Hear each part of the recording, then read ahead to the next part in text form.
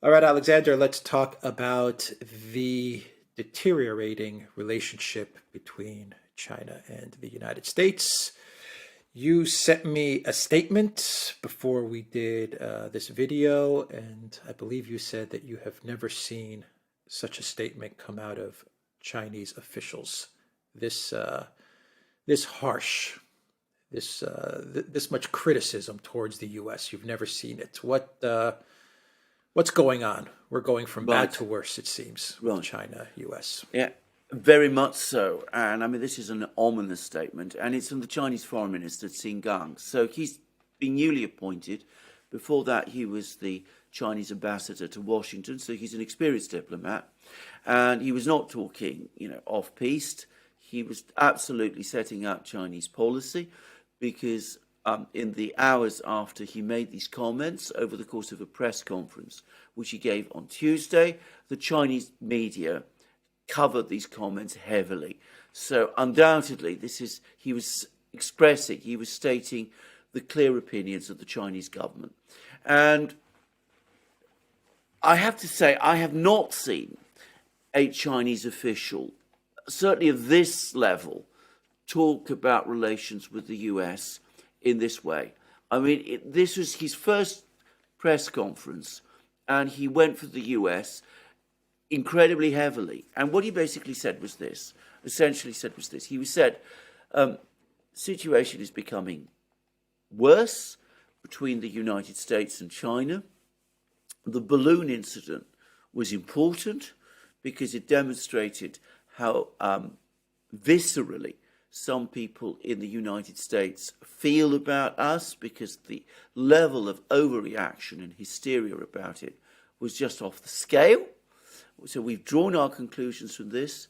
We see that the United States is clearly working to strangle our economy. It's trying to block exports of high technology to us. It's trying to hold our economic development back. It won't succeed in doing this, but of course this is leading to heightened risks, and the United States talks about establishing guardrails. This is Biden administration talk, by the way. Guardrails, in other words, that, you try to agree certain things which neither side will transgress, and that will keep relations stable. But what Xi Gang said is that the guardrails that the administration is talking about all apply to China. None of them apply to the US itself. The US is able to say and do to China whatever it wants. China supposedly should not respond. That is impossible. Those were his words. And he said the way we are heading, the way it's going, we are heading for a conflict. We are heading for an outright clash, and that will be a catastrophe for our peoples and for humanity potentially. But that's the direction. China doesn't want to go there, but the United States is driving this, and that's where we're going. So in effect, what Xi Gang is saying is that the United States is working now towards war with China. War, sanctions, the lot. How does the US pull back from this? Well, this is the point, because what Xi Gang is basically questioning is whether the United States is able to pull back from this. Certainly, under this administration, I think his feeling is that it won't. I mean, people often make comparisons between, Donald Trump and Joe Biden. Under Trump, relations with China deteriorated. But remember, with him, it started initially as a trade issue. And of course, he was able to establish a good relationship at the beginning with Xi Jinping. The real problems in US-China relations, the point when they became very dangerous, have happened over the course of this administration. And Xi Jinping is saying, well, we've basically given up on this administration. As far as we're concerned, things are going to continue to get worse, because this is an administration we can't trust, led by neocons who loathe us. And in the meantime, all we can do is strengthen our defences, and China has just announced a big increase in defence spending, 7%, and we're also going to strengthen our alliances. And Xi Jinping spoke a lot about, very good relations with Russia. We have Xi Jinping going to Russia very soon. Wang Yi was there, and things of that kind. So you can see what's coming. He also, by the way, complained about Ukraine. He said, that China hasn't, up to this point, supplied weapons to either side. We weren't involved in anything. Yet now we're being blamed for problems in Ukraine by the US, even though it's the US that caused this whole problem, this whole crisis in Ukraine in the first place. So you could see what the Chinese are thinking, that they're facing now a challenge from the US, which could potentially lead to war. They don't believe that under this administration things will change. They think they're heading towards a war. Perhaps Congress could act as a restraint, who knows? But I can't help but feel that some kind of big military clash is now over the horizon. And I have to say that fills me with an enormous concern. But I can't see how this can be avoided. And this is the worst possible time for Kevin McCarthy to go to Taiwan, but that apparently is what he's going to do. There was a report that the German defense minister, Pistorius, met with Lloyd Austin, and Pistorius said something along the lines of the U.S. is thinking of pivoting to Asia. Yes. I don't know if you read that. Yes. No, I think he did say. What do you make of that? He did say it.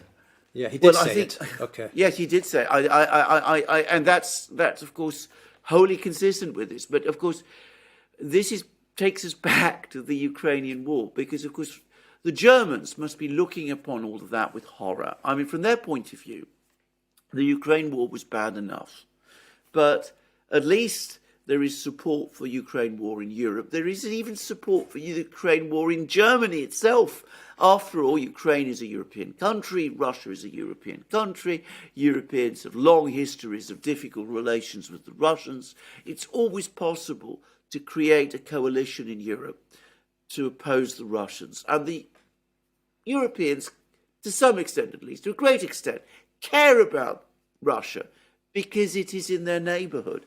And what Pistorius is basically saying is the Americans are now obsessed with China. China is their major focus. It's really what their principal concern is all about. So they've led us into this conflict in Europe over Ukraine, and now they're thinking of switching their focus to China and to the East, and they're going to leave us in the lurch. That's essentially, if you unpack the meaning behind Pistorius's words, that's essentially what he's saying. And of course, from a German point of view, and again, Xi Jinping made this point in that press conference, it's a particular disaster because Germany based its big economic revival, because, a couple of years ago, in the late 90s, early 2000s, the German economy was in some difficulties. So it's based on its economic revival on three things. Firstly, the euro, which for Germany was a soft exchange rate. So that made German goods competitive. Secondly, cheap gas from Russia. Well, that's all gone. Thirdly, exports to China. And Xi Jinping said, for 7 years in a row, China has been Germany's most important trade partner. Which is true. So Germany is being sucked into a confrontation with China, and it's a disaster for Germany. Compounding the disaster it's already suffered over its loss of Russian gas. So you can see why Scholz and Biden are meeting. They're keeping their aides and the media away. Obviously, they've had embarrassing difficult discussions over Nord Stream. I mean, that was surely part of the purpose of this meeting. They've just taken place in Washington. But you can also see why the Germans must be very worried that the US is turning away to China, is focusing on China. The Germans are worried they're going to be left in the lurch, and Europe's going to be left in the lurch over Ukraine, and that the US is looking for a confrontation with China, which would be catastrophic for Germany. Yeah, I think about all of this, and I just don't see how any of this stuff is going to work out in the U.S. or in Europe's favor. You have a part of the U.S. government which absolutely wants to take on China. You have the neocon part of the U.S. government, very strong, very powerful, which is dead set on destroying Russia, even if it means they have to destroy Ukraine. They're dead set on destroying Russia. Before they even talk about China, they want to get to Russia first. Then you have the Europeans who, there's a part of Europeans, a small part, but a part of the European political class that probably wants to distance itself from this Ukraine crisis and wants a way out. Maybe the business society of Germany, for example. But then you have the other part of the EU political class, the neoliberal neocon class, which is not going to want to see the U.S. pivot to Asia, and they're going to do their very best to keep the U.S. focused on Ukraine, on fighting Russia. I'm thinking the Baltic states. I'm thinking Poland, Ursula von der Leyen, Joseph Borrell. All these people are going to want to make sure that the U.S. Continues to focus on Ukraine and on fighting Putin.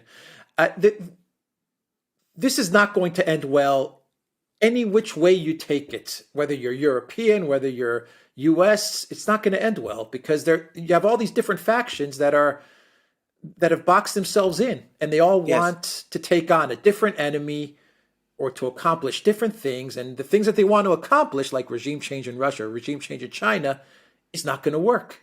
You've brought China and Russia closer together. They're de-dollarizing. They've brought 80% of the world with them. This is a train wreck, of conflicting interests.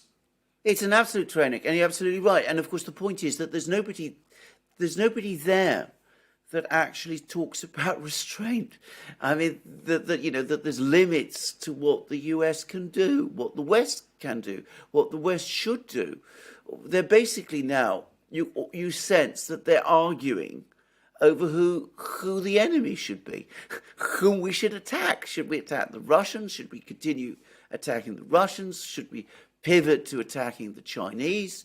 There's even an article, by the way, today in the Daily Telegraph by Con Coughlin, all right, we don't take him hugely seriously in Britain, but anyway, it's there, which says we should attack Iran too. We should attack everywhere, everybody, all the time, in every single place. And it's extremely worrying.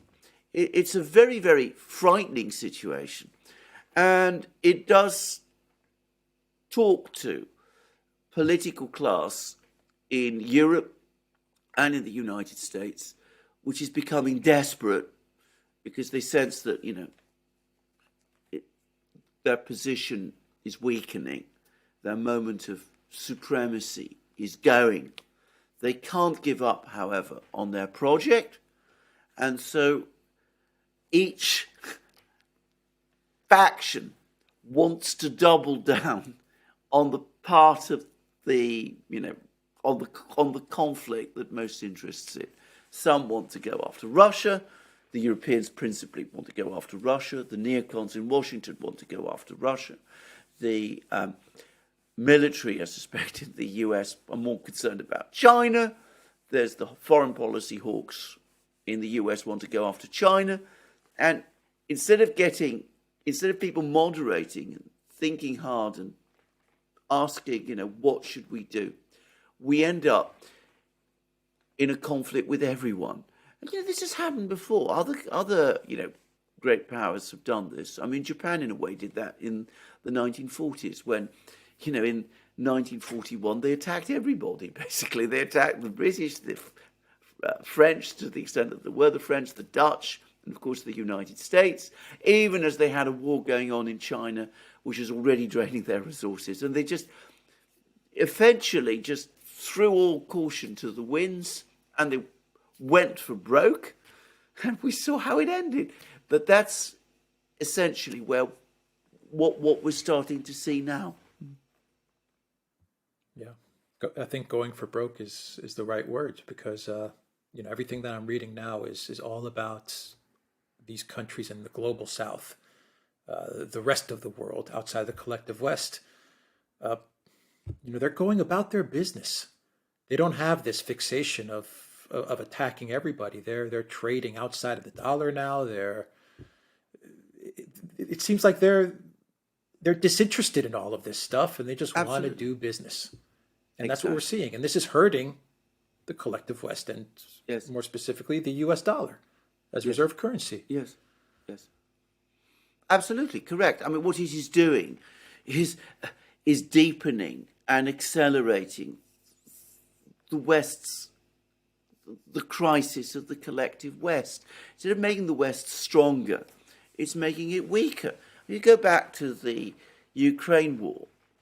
Like many people, I said to myself at the beginning of the war, you can go back and see our programs then in February and March, that this has actually worked well for the administration, for the neocons in Washington. They've killed off the deepening ties between Russia, economic ties between the Russians and the Europeans. They've got the Russians involved in this war in Ukraine. It's come out well for them. With every day and week and month that continues, you can see that the opposite is the case. European economies are sinking. Living standards in Europe are sinking. European arsenals are becoming depleted. European armies are weakening. The British House of Commons, there's a House of Commons report who said that it will take at least 10 years before the British military can repair all the damage it's done to itself by shipping off so much of its weaponry to Ukraine. 10 years. And Germany's in an even worse position. So, and in the meantime, nonetheless, and notwithstanding, they still want to start another conflict somewhere else, or at least they're drifting into another conflict with an even more mighty adversary, which will make their problems in the West even worse. And as you rightly said, the rest of the world looks on in bemusement and, I suspect, quiet horror. All right. TheDuran.locals.com. We are on Rockfin as well. And look for us also on Rumble. Also go to the Duran shop, 10% off. Use the code Good Day. Take care.